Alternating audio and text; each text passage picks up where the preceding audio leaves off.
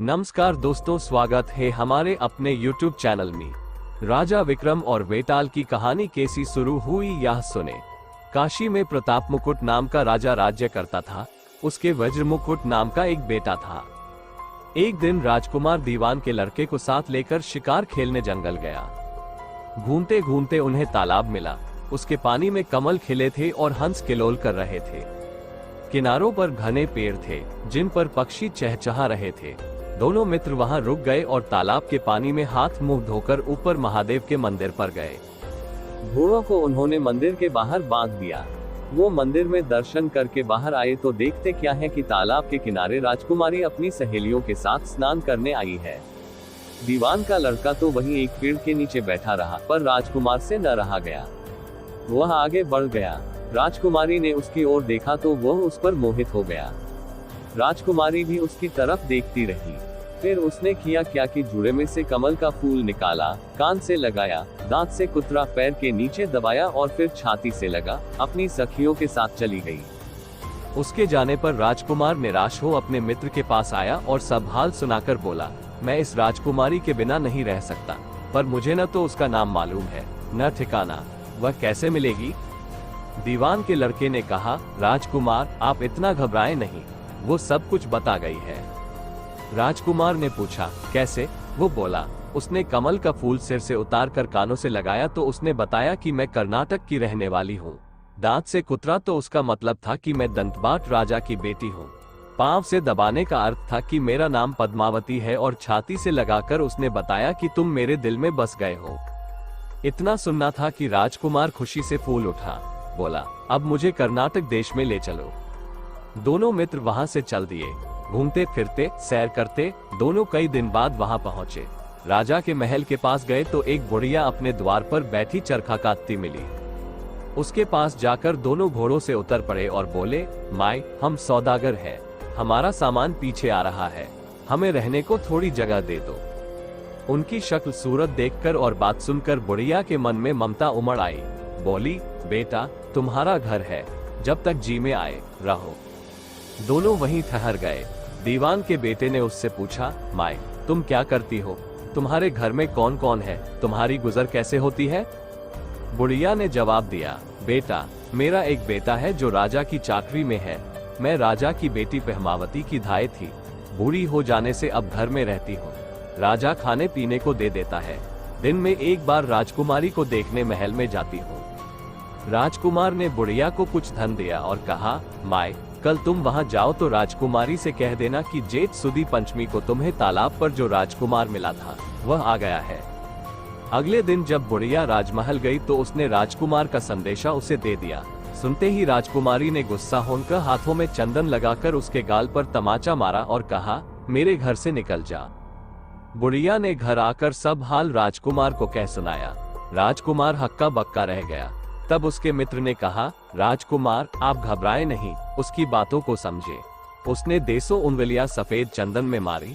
इससे उसका मतलब ये है कि अभी 10 रोज चांदनी के हैं। उनके बीतने पर मैं अंधेरी रात में मिलूंगी। 10 दिन के बाद बुढ़िया ने फिर राजकुमारी को खबर दी तो इस बार उसने केसर के रंग में 3 उंगलियां डुबोकर उसके मुंह पर मारी और कहा, भाग यहाँ से। बुढ़िया ने आकर सारी बात सुना दी। राजकुमार शोक से व्याकुल हो गया। दीवान के लड़के ने समझाया, इसमें हैरान होने की क्या बात है। उसने कहा है कि मुझे मासिक धर्म हो रहा है, 3 दिन और ठहरो। 3 दिन बीतने पर बुढ़िया फिर वहां पहुंची। इस बार राजकुमारी ने उसे फटकार कर पश्चिम की खिड़की से बाहर निकाल दिया। उसने आकर राजकुमार को बता दिया।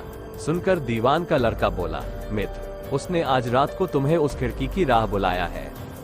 मारे खुशी के राजकुमार उछल पड़ा। समय आने पर उसने बुढ़िया की पोशाक पहनी, इत्र लगाया, हथियार बांधे। दोपहर रात बीतने पर वह महल में जा पहुंचा और खिड़की में से होकर अंदर पहुंच गया। राजकुमारी वहां तैयार खड़ी थी। वह उसे भीतर ले गई। अंदर के हाल देखकर राजकुमार की आंखें खुल गईं। एक से एक बढ़कर चीजें थी। रात भर राजकुमार राजकुमारी के साथ रहा। जैसे ही दिन निकलने को आया कि राजकुमारी ने राजकुमार को छिपा दिया और रात होने पर फिर बाहर निकाल लिया। इस तरह कई दिन बीत गए। अचानक एक दिन राजकुमार को अपने मित्र की याद आई। उसे चिंता हुई कि पता नहीं उसका क्या हुआ होगा। उदास देखकर राजकुमारी ने कारण पूछा तो उसने बता दिया। बोला, वह मेरा बड़ा प्यारा दोस्त है, बड़ा चतुर है, उसकी होशियारी ही से तो तुम मुझे मिल पाए हो। राजकुमारी ने कहा, मैं उसके लिए बढ़िया बढ़िया भोजन बनवाती हूँ, तुम उसे खिलाकर तसल्ली देकर लौट आना। खाना साथ में लेकर राजकुमार अपने मित्र के पास पहुंचा। वे महीने भर से मिले नहीं थे। राजकुमार ने मिलने पर सारा हाल सुनाकर कहा कि राजकुमारी को मैंने तुम्हारी चतुराई की सारी बातें बता दी है, तभी तो उसने ये भोजन बनाकर भेजा है। दीवान का लड़का सोच में पड़ गया। उसने कहा, ये तुमने अच्छा नहीं किया।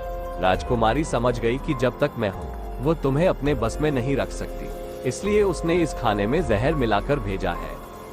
ये कहकर दीवान के लड़के ने थाली में से एक लड्डू उठाकर कुत्ते के आगे डाल दिया। खाते ही कुत्ता मर गया। राजकुमार को बड़ा बुरा लगा। उसने कहा, ऐसी स्त्री से भगवान बचाए, मैं अब उसके पास नहीं जाऊंगा। दीवान का बेटा बोला, नहीं, अब ऐसा उपाय करना चाहिए जिससे हम उसे घर ले चलें। आज रात को तुम वहां जाओ, जब राजकुमारी सो जाए तो उसकी बाईं जांघ पर त्रिशूल का निशान बनाकर उसके गहने लेकर चले आना।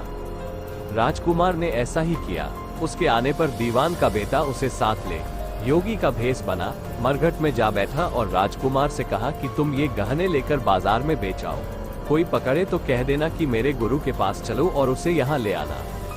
राजकुमार गहने लेकर शहर गया और महल के पास एक सुनार को उन्हें दिखाया। देखते ही सुनार ने उन्हें पहचान लिया और कोतवाल के पास ले गया।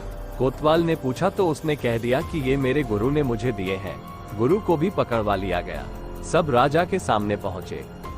राजा ने पूछा, योगी महाराज, ये गहने आपको कहां से मिले? योगी बने दीवान के बेटे ने कहा, महाराज, मैं मसान में काली चौदस को डाकिनी मंत्र सिद्ध कर रहा था कि डाकिनी आई। मैंने उसके गहने उतार लिए और उसकी बाईं जांघ में त्रिशूल का निशान बना दिया। इतना सुनकर राजा महल में गया और उसने रानी से कहा कि पद्मावती की बाईं जांघ पर देखो कि त्रिशूल का निशान तो नहीं है। रानी देखा तो था। राजा को बड़ा दुख हुआ। बाहर आकर वह योगी को एक ओर ले जाकर बोला, महाराज, धर्मशास्त्र में खोटी स्त्रियों के लिए क्या दंड है? योगी ने जवाब दिया, राजन, ब्राह्मण, गौ, स्त्री, लड़का और अपने आश्रय में रहने वाले से कोई खोटा काम हो जाए तो उसे देश निकाला दे देना चाहिए। ये सुनकर राजा ने पद्मावती को डोली में बिठाकर जंगल में छुड़वा दिया। राजकुमार और दीवान का बेटा तो ताक में बैठे ही थे। राजकुमारी को अकेली पाकर साथ ले अपने नगर में लौट आए और आनंद से रहने लगे। इतनी बात सुनाकर बेताल बोला, राजन, ये बताओ कि पाप किसको लगा है? राजा ने कहा, पाप तो राजा को लगा। दीवान के बेटे ने अपने स्वामी का काम किया। कोतवाल ने राजा को कहना माना और राजकुमार ने अपना मनोरथ सिद्ध किया। राजा ने पाप किया, जो बिना विचारे उसे देश निकाला दे दिया। राजा का इतना कहना था कि बेताल फिर उसी पेड़ पर जा लटका। राजा वापस गया और बेताल को लेकर चल दिया। बेताल बोला, राजन, सुनो, एक कहानी और सुनाता हूँ।